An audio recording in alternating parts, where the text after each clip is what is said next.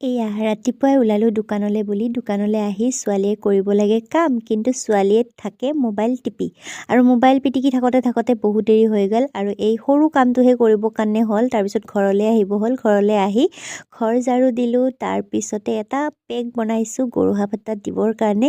আপোনালোকক ইউটিউবত ভিডিঅ' দিছোঁ চাব দেই। এইকেইযোৰ আছিল স্কিন পেইণ্টিং কৰা কাপোৰ। আপোনালোকক দেখাই দিলোঁ। যদি পচন্দ হৈছে তেতিয়াহ'লে মোক কণ্টেক্ট কৰিব পাৰে। একদম কম দামত দি আছোঁ কাৰণ নতুনকৈ আৰু বেলেগ কাপোৰ বনাম তাৰমানে সেইকাৰণে এইকেইযোৰ বহুত কম দামতে দিছোঁ। তাৰপিছত এতিয়া গধূলি সাজি কাচি ওলালোঁ দোকানলৈ বুলি আৰু দোকানলৈ গৈ এয়া গধূলিৰ আড্ডাৰ সময়ৰ বুট ভাজি খাই কোনে কোনে ভাল পায় জনাবচোন। আজি আমি এয়াই খালোঁ ৰাইজ আৰু এইফালে ৰাতিৰ সাজ এতিয়া। আৰু আজি আমাৰ মামাহঁতৰ ঘৰত ভাত খোৱা আছিলে মাছেৰে ধুনীয়াকৈ আজি ভাত খালোঁ মানে নতুন চাউলৰ ভাত খালোঁ এইটো বছৰত। আৰু এইটো আমাৰ বাবু আমাৰ বাইদেউৰ ছোৱালী চাওকচোন সি পূৰা মোক